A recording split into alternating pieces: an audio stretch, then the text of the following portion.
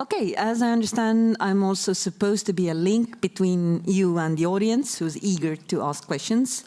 But just to start, I'd like to take advantage of my own position sitting here and moderating you. And the words of the last speaker were really soothing for me as a classical print journalist, that you really believe in us and you don't just think that maybe let's manipulate Twitter and we will get all the results we want to. But still, I wanted to ask about the social media. And do you see it rather as a mean that's actually fragmenting or force of fragmentation, or a force that actually could be a source of integration and better cohesion between members of society, or you see it just as a tool? Maybe from Professor Berkeley.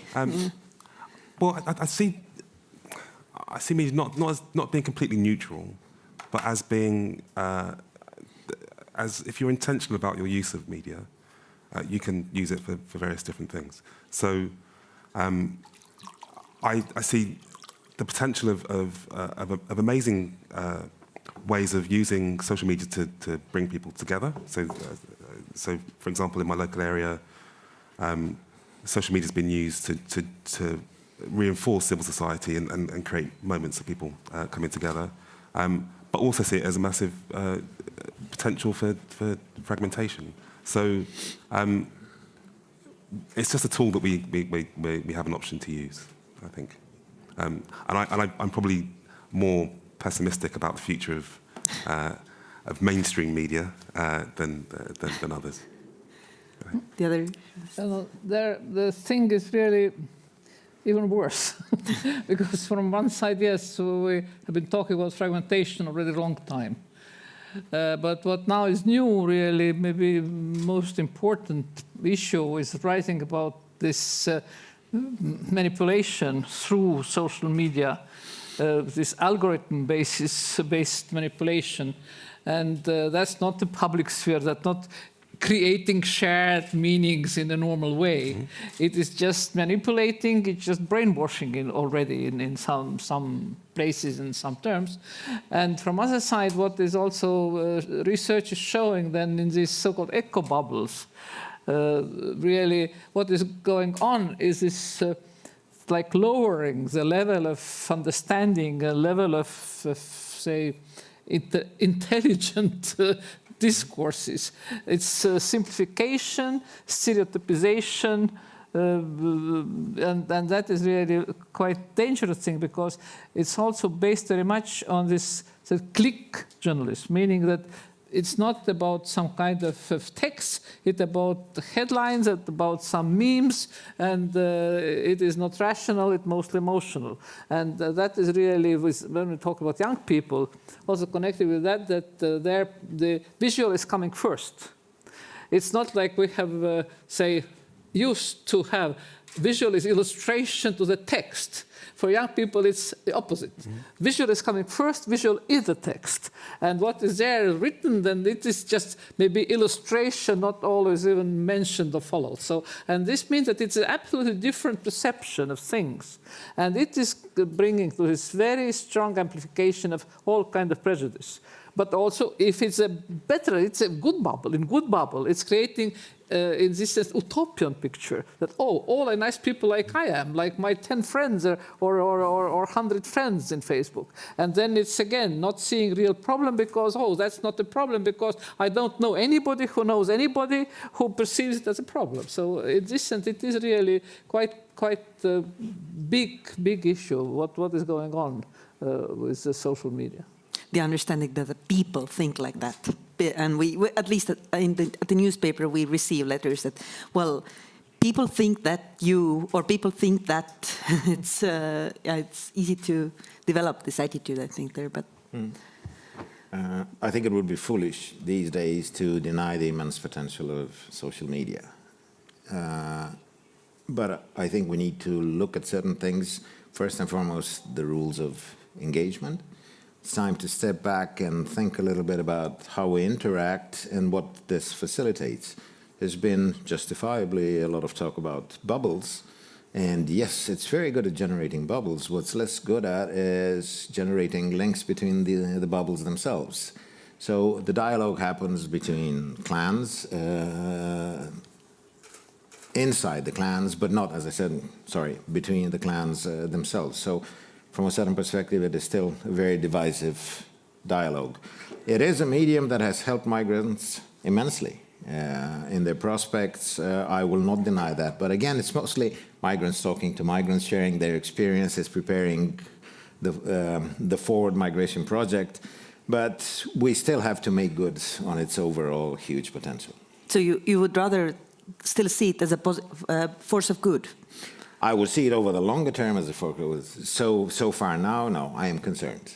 Okay. No. And I would say that the main purpose for me as a communication professional would be not to leave that space occupied, because all sorts of weird creatures show up, as I said, but it's not to achieve spectacular, sustainable, long-term results. The weird creatures also can be working in a farm, sort of, as we have learned these days. But how do you improve the situation? Is there something that you can force on the social media, really, like rules of engagement somehow? You can force on social media in a hidden way. What you showed that Mr. Zuckerberg knows very well how you can enforce through social media ideas. But I suppose what you showed, it's in this sense very appropriate.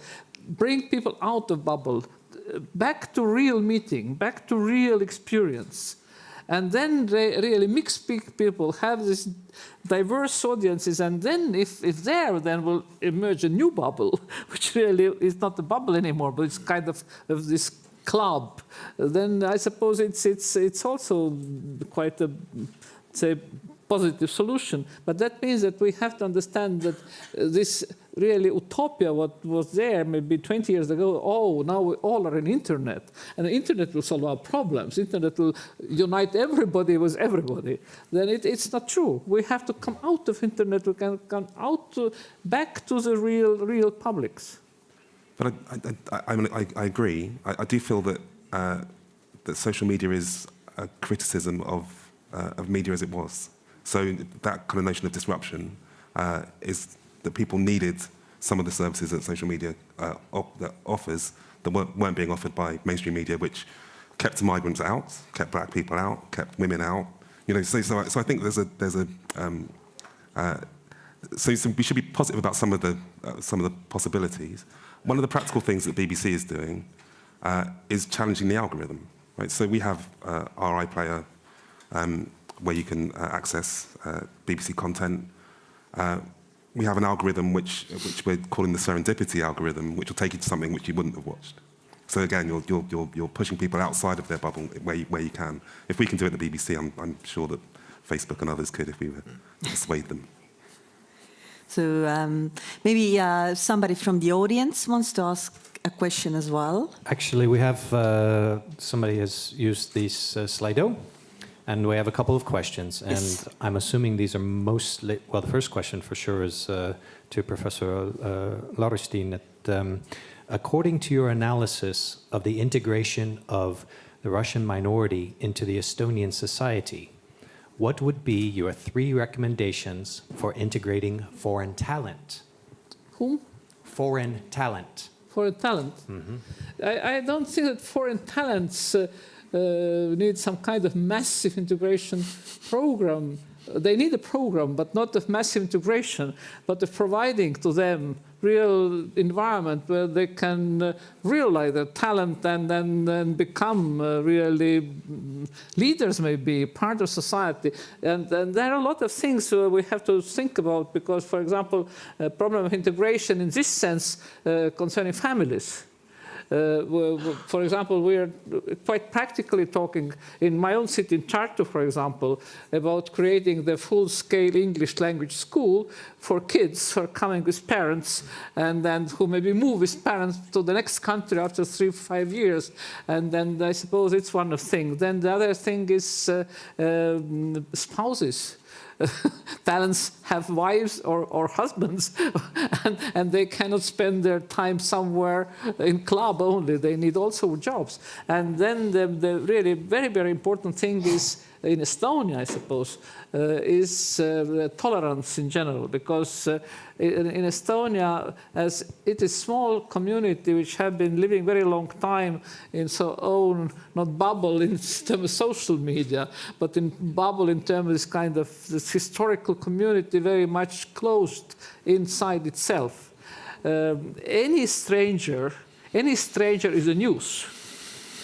And if it's visible, and it is maybe for people who are coming, not very, say, good feeling, maybe they're not prepared to be a news. They're prepared to be just people among people. And I suppose that's one work what is being done also by organizations, by media, by the way, to bring what you showed also, these people as persons, close to other people, so that they could be like looked as a, say, normal person, not something very exceptional. Speaking as a migrant myself to Estonia, you're exactly on point. Was there a question from the audience as well? Otherwise, I'll continue on with the Slido questions. Anybody? It's the first panel. People have to warm up. I understand. Well, this question can actually be answered by all three of you. How can we compete with Russian state propaganda? So it's help us, please. Maybe I start. Because when I was in European Parliament, and just it was a week ago when I left, so that I have a very fresh memory. We members coming from Estonia and Latvia, and also from Lithuania and Poland, we have been raising this issue on European level for years. And in this sense, because we felt that really as this Russian propaganda machinery is very rich by money. They have billions. And they are also very rich by personnel. They are employing, if you look at Russia today, they're employing people from Western countries. They have money to pay high salaries and so on. What we don't have. And though we try to have European approach, to put some European money, to create some European resource, for example, for analysis, and for creating counter-discourses, counter-narratives, and so on. And now, at last, things are starting to move. So there is something coming on, so that there is some center, not very big compared to Russian centers. There are some people who are making really professional analytics, also in Riga. So, because to fight this really professional propaganda war machinery, what really people in the West very often don't even imagine how say, big machinery is there behind. We need also some kind of professional work. And now it is really accepted that it is a problem. 3 years ago, we were like really alone there. Nobody was listening, saying, oh, we have open, nice, democratic society. We just have to show pictures how nice we are. And that's enough. But you see, it's not enough.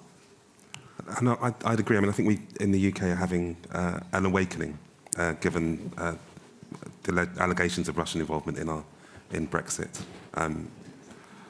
And I suppose our response at the BBC is to be again very transparent about our sources, responding to this kind of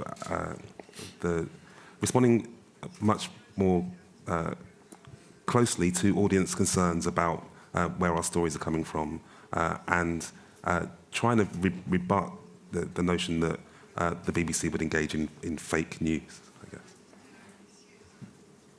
Any advice about Russians? No, I definitely would not qualify it as advice. It's just a personal view. Now, it depends at what level you want to tackle it, because there are some serious aspects to it. If it is state-sponsored, state-financed, then there definitely need to be appropriate responses at the state level to begin with. I fully agree with the idea of the counter-narrative. That needs to happen. And I think one important way in which we can advance here is this idea of information ownership and information design. It's not that news exists there. News is creative, is subjective by definition, and we need to be clear about that, where it comes from, who created it, for what purpose, who financed it, and I think that will help. We also see, as Professor Lauristin was showing us earlier, that audiences are not as dumb as some people think, and that even people within their own tribes subscribe to, let's say broadly, a certain ideology, they are aware of certain facts. So there is a basis there to build a better, more objective understanding.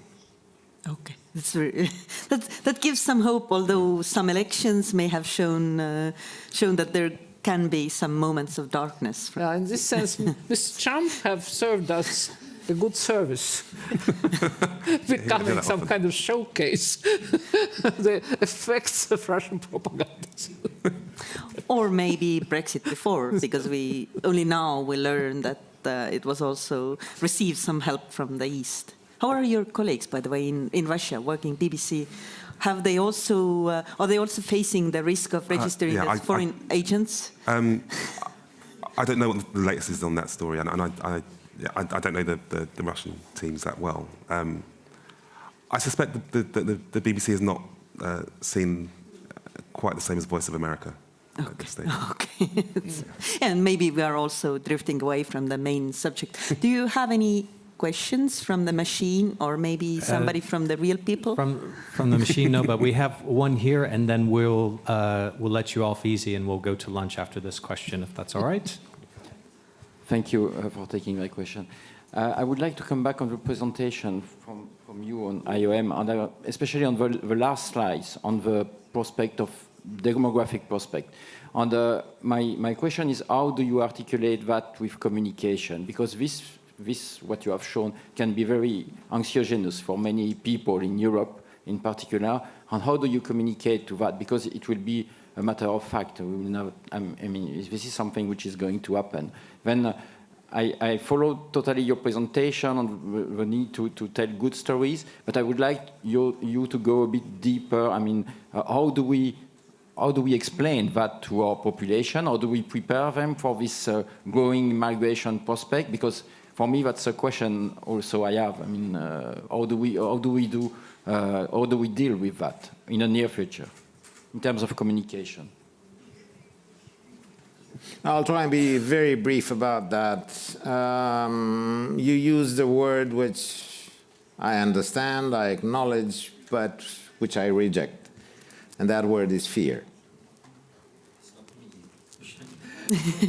I understand the concerns out there, but the concerns relate to a changing world. Yes, I know there are a lot of doomsayers out there, and it may well happen. It may well be beyond our control. But I think what we can do is, well, let's call ourselves rational human beings for now, for want of a better term, is at least look the problem straight in the face and see if there is anything that we can do about them. And I think the role of communication in these times is to make us all aware that we need a common project. It's not about them coming over or us. It's about a limited set of resources, how we manage them together. We have lived for centuries in a very unbalanced world where there was free consumption of resources. This was one of the basic tenets of creative capitalism, when in fact they're all very, very limited. And I think we reached a point where we need to realize that we have to do something about it. And this is the role that communication has. It's, well, frightening if you prefer, but at the same time it is enlightening and liberating. This is the issue. We need to deal with it. All right, thank you very much. Let's give our first presentations a round of applause, please.